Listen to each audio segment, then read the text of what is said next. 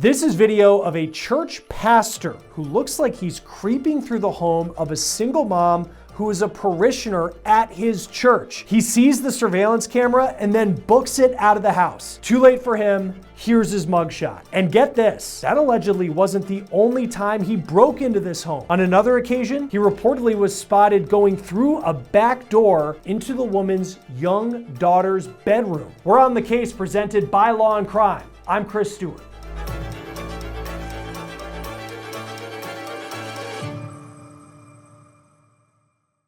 If you have a home security system or a doorbell camera, you've probably received notifications before that you didn't expect, and it might be someone dropping off a delivery or maybe just the wind. That was not the case when single mom Marie Columna says she got a notification in November of 2023 when she was out of town. Inside her kitchen, this is what she saw. A man with a flashlight inside her home. She told a local TV station in Virginia she was yelling as she watched this play out inside her kitchen. And then, the part that was even more shocking is she knew exactly who this person was. We raise as one body, under one head, in the power of one spirit, and we walk into the midst of a broken world. This is Sergio Guardia. And this is video on YouTube of him preaching in 2020 at the Fellowship Community Church in Virginia. Guardia was once a minister at the Thomas Road Baptist Church in Lynchburg, Virginia, according to WSET-TV. That church is one of the most celebrated churches in the Baptist faith. It sits on the campus of Liberty University. It was founded by the late Jerry Falwell Sr. Local media says that Guardia is no longer a pastor at Thomas Road Baptist Church, but Columna says he was when she was a member of the congregation until 2016. She told WSET-TV that she left the church because he made her feel uncomfortable multiple times. She said that Guardia first said he wanted to help her when she got a divorce, but then he started to stalk her and did so for about 6 years until she left that church. She said she then cut off communication with Guardia and his family. And yet, at 11:30 p.m. on November 10th, 2023, there he was in her kitchen carrying a flashlight dressed in sweats. And if this story couldn't get more shocking and disturbing, Guardia then came back for more. This is video of the next night, and it shows the pastor entering Columna's house through the back door. She says that door leads right into her 17-year-old daughter's room, and as you watch this video, you can see that flashlight that Guardia was holding shining around the bedroom. Columna says that she was alerted again that someone was inside her house. The next part of the video shows what the Ring doorbell saw when officers responded to her home.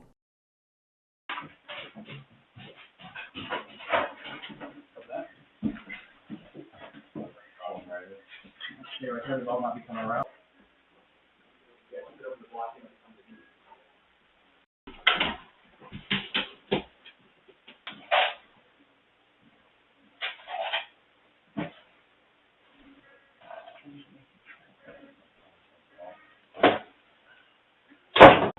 Guardia was arrested and charged with 2 counts of burglary and 2 counts of stalking. He was just convicted of all charges on March 12th. It's unclear what his motive was for breaking into her house multiple times. His former employer, the famous Thomas Road Baptist Church, has not issued a statement on their former pastor's actions. He was not employed by the church at the time of his arrest. Columna told WSET-TV that she raised concerns about Guardia's behavior to the church before she left the congregation in 2016, but she says the church continued to support their pastor. In the wake of Guardia's conviction this month, Columna posted this on social media, a link to an article about the conviction with the caption, quote, "It will just go away. That's the pattern." It is possible that Guardia will spend time behind bars. His sentencing is scheduled for August. Columna said to WSET that the verdict gives her a sense of power again, saying, quote, "I do feel like I've gotten my power back, power that he took."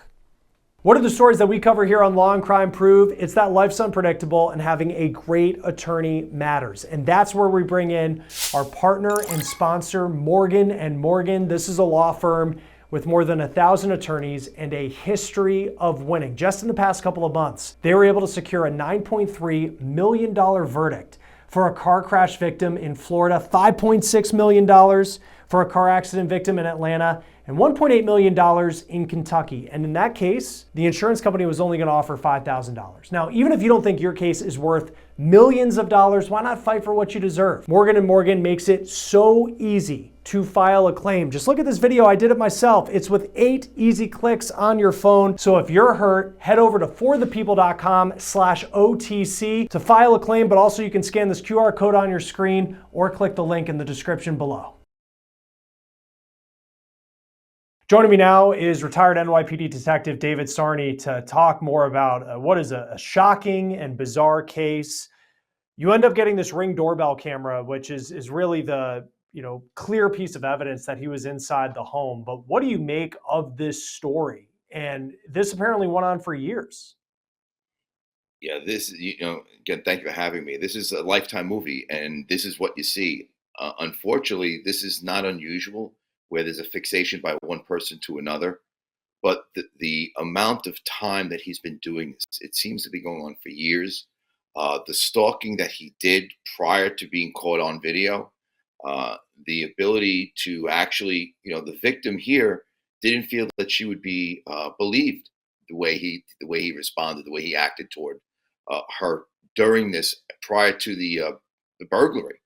And it's unfortunate we see this more and more time and time again, where this fixation becomes an obsession. The obsession, fortunately, he's arrested, but again, orders of protection and time served and all these things, it's, you can only do so much. And I feel bad for, this woman who had to actually move away several times, rejected him. This guy became an obsessive compulsive behavior, stalking her as long as he did. And, ruined, it's put her in, in such harm's way, in a sense, that she's so fearful. It's sad. It's a tragedy. You see these things happen. And it's not just the first time. It's time and time again when you see these people go, when you see this obsession get to this level.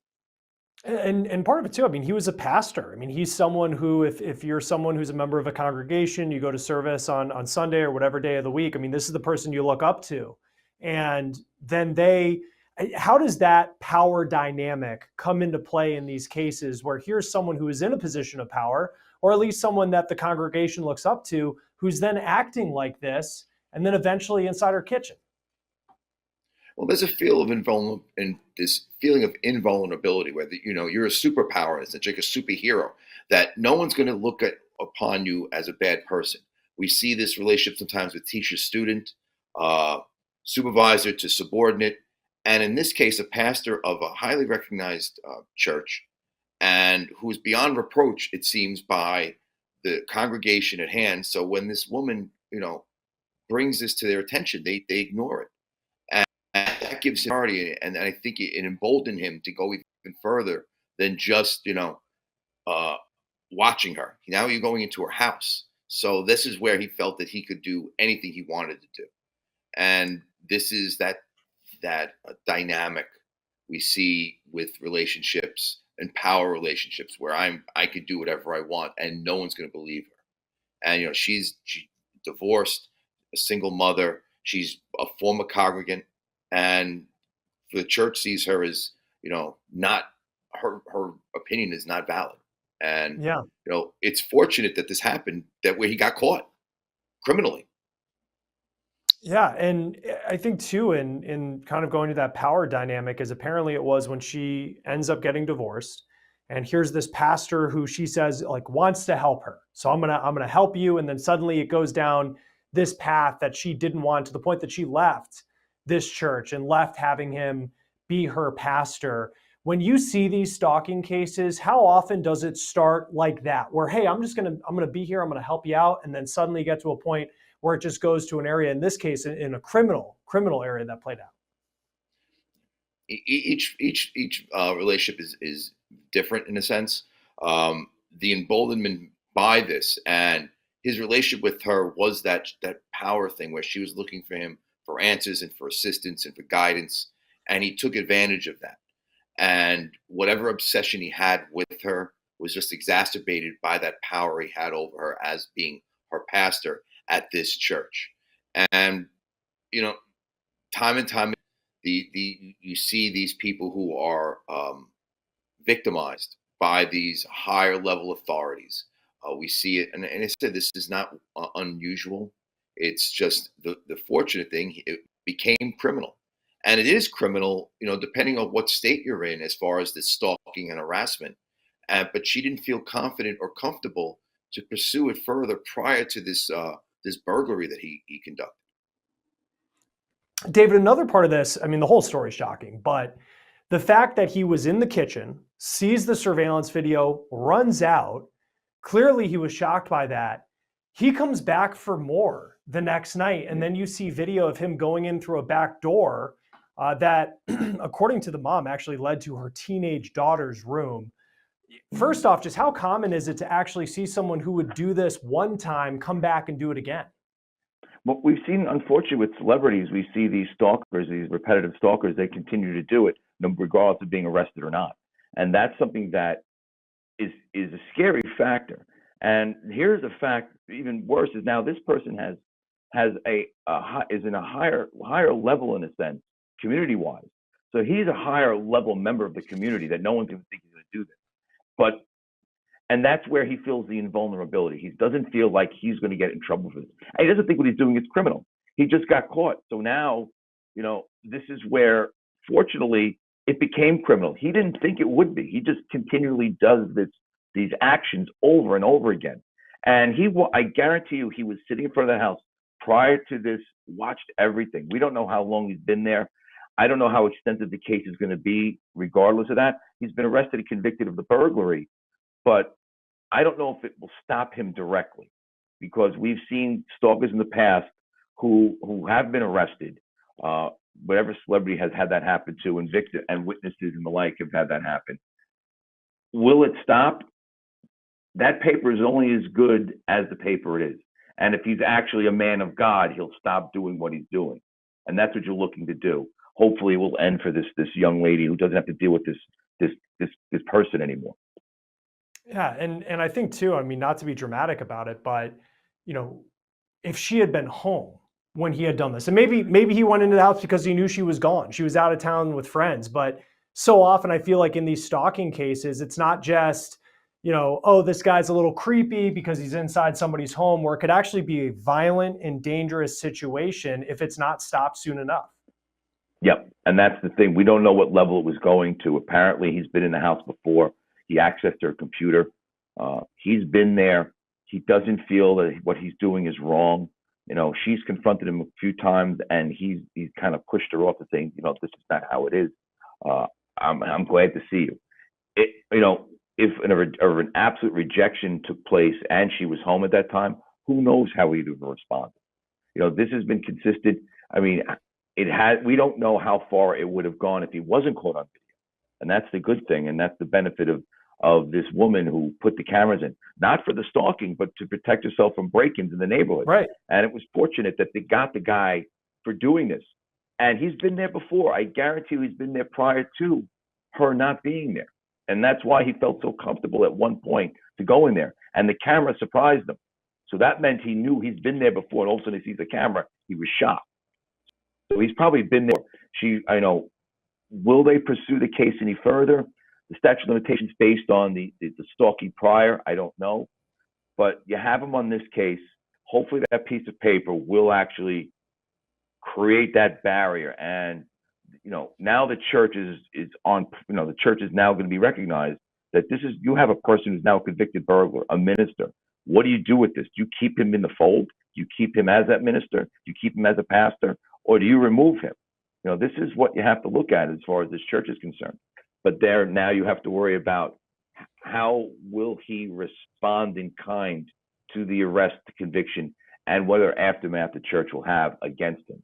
This woman is going to be living this nightmare for a while. Yeah, and it's unclear. I mean, I feel like we've talked about domestic violence cases where it's kind of that saying, like, the piece of paper is only as good as what it is. The court may say you have to stay away from this person. It is possible, if not likely, he'll spend time behind bars when he's sentenced for this. But even to that point, I mean, how often in these stalking cases, I mean, if he spends, I believe the maximum is 10 years in prison, And that's certainly 10 years that she can feel relief knowing that he's not going to be outside of her house or inside of her house for that matter. But still, how do you stop these people once he gets out to have that infatuation again to continue to do this? I mean, how often does a prison sentence actually send the message to someone that they need to stop doing this? And we've had stalkers, and I say celebrity stalkers. We've arrested them. They've been arrested. They've served time in jail or prison. And does it stop them? You know, the mental health is a big issue. And this is a mentally ill individual who's obsessed over this woman. And to what level he will learn his lesson depends on what he feels about prison. And when he gets out, what is going to be the response by the church? Are they going to accept him back? And does he actually feel remorse, and is it going to stop his actions? We've seen career criminals who've been arrested, convicted, and go out 6 months later, a month later, the next day, and do it again. Will he again go on that obsession route that he's been with her in the past? Maybe mental health treatment could be within his time in prison, but it only holds as much as this person wants it to hold. Certainly in this case, you have the Ring doorbell, which is that clear piece of evidence that he was in the home, that he had trespassed onto the property and led to his conviction. Just generally speaking, how has Ring and then all these different doorbell cameras that you have, or surveillance cameras that are just so small you can put them in your house, how has that changed the game for law enforcement when it comes to investigating cases like this? Extremely beneficial. Now, because witness ID is always a little bit weaker form of identification. Now you're having video to enhance that witness identification, that they saw a person. And she identified him by looking at the video and going, saw the photo still and go, that's my pastor. So it's beneficial for law enforcement because it's another tool in the belt, another way to deal with these prosecutions of cases and evidence. This is another form of evidence that we have. I will tell you this, if we didn't have the video camera, that Ring camera there, he would have gotten away with it. And how far this would have been extended after this incident, no one knows. The benefit is it was there, it was utilized as evidence to further this case and to get the conviction. So that's a great thing about all these video cameras are out there. People worry about Big Brother in life, but the reality is we're not looking at these cameras to, harm people. We're looking to find people committing crimes. That's what we're looking to do. No one's looking to see to identify somebody. That's not how we do it. We want to, if there's a criminality, it's a criminal act taking place, those Ring cameras, those surveillance cameras you're outside are beneficial to law enforcement in the arrest and also furthering the prosecution, because unfortunately, we need more evidence when we come to these cases, and that's what the prosecutions are looking for. Yeah, how would you investigate these cases in the years prior to having the world that we live in now, where it seems like everybody has cameras, whether in their home or at least on the doorbell when someone comes in? Yeah, well, I'll just say stalking cases. Some of those stalking cases weren't even on the books for a long time. People could be followed to their job, to their location, and there was nothing the law enforcement could do. These tools in the investigative process, these items, these bits of evidence, we have forensic evidence, video evidence.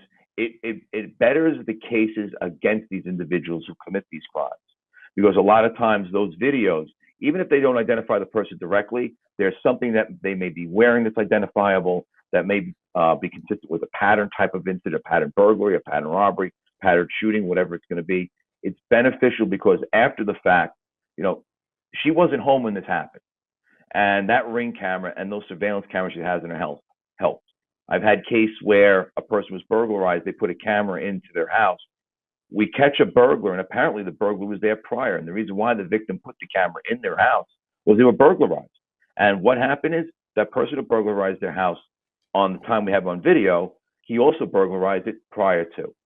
So that's beneficial for us because that's another piece of evidence that we can pursue in the identification of the perpetrator, the subject, the suspects, and eventually perpetrators to prosecute. Because I just imagine for this woman, it was 11:30 p.m. that she gets the notification on her phone that there's something moving inside of her house. Then you open up the camera, you can have it right in the palm of your hand, and there's your pastor with a flashlight in the kitchen. I mean, terrifying, but fortunately she wasn't there. What are some of the other pieces of evidence that beyond the camera that you would need to get a conviction in these types of cases? Well, the best is she had an identification. She knew who that person was. We would probably do an extended video canvas and looking for other cameras in the area, looking for other people who might have heard something or saw something, either an eyewitness or an ear witness. Things that we look at, anything, trace evidence. Sometimes people will leave items at the home that don't belong to the individual, to the victim. So we always look at everything. We do, we would walk through the apartment or walk through the house to see if there's anything that has been moved, anything that is missing, and anything that does not belong there that has been left there. In other words, have the suspect left something behind? And that's beneficial to us. Cases like these burglary cases, that's what you look for in these investigations. And witnesses are great and all that, but this helps seal the deal in a sense, that you have this type of video evidence and an identification, because sometimes we don't know who the perpetrator is, but that video footage put out into the internet and to Crime Stoppers and the like helps us identify the individual, and then we can look to deal with the arrest, the apprehension, and later on the interrogation and the prosecution later. And lastly, David, what would be your advice to someone who might be watching this? Maybe they feel like they're in a situation where they're being stalked, or they have someone who's obsessed with them. Maybe it hasn't crossed the line yet to be criminal, or they don't have a Ring doorbell camera, but they think something's going on. At what point do you contact the police and let them know that something may be up? Well, each state has different laws of harassment and stalking. The best to do is always have documentation. Some sort of documentation, video, audio, if it's emails, keeping that, even though you might be upset that it's there, we need that to pursue it, to show a pattern of harassment, a pattern of stalking. Because, one-time deal, that may not be enough. What is the evidence to support your stating, or that victim stating to us, that they're being stalked or being harassed? And that's what we look for, because evidence is important. Just a person's word isn't always necessarily the way of doing it. We need different parts of evidence, different pieces. That's why documentation, video evidence, photos, emails, anything that you feel, if you're feeling that you're being stalked, document it. And that way, when you go to the police, you have something to them. Because unfortunately, that's been the problem in the past, is we didn't have enough evidence, and crime wasn't even on the books at that time. But now it is, because unfortunately, we've had some really disastrous results from stalking and from stalkers in the past. Just protect yourself, document everything. Yeah, and unfortunately in this case, it ended in a conviction and not something any worse. And some shocking video of what took place inside that house. Retired NYPD Detective David Sarney, always great to have you on Law and Crime. Thanks for being here. Thanks for having me. Take care. Stay safe. Guardia is set for sentencing on August 20th, and he could face up to a decade in prison. For On the Case, presented by Law and Crime, I'm Chris Stewart. We'll see you next time.